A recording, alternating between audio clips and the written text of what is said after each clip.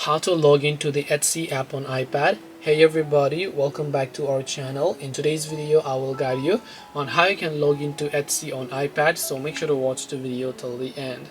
If you want to log into the Etsy application on your iPad, all you have to do is go ahead and then first of all make sure to launch the Etsy application here, and once you launch the Etsy app you will see this type of interface where what you need to do is, here you have many ways to log in. So before I get started with the main login process, you can log in with your Apple ID, your Google ID, or your Facebook account over here as well, or you can make sure to enter your email address here and then tap the continue option. Now if you want to continue as a guest, you can tap the continue as guest option, but of course I'm assuming you want to log in, so make sure to go ahead and then basically enter your email address over here.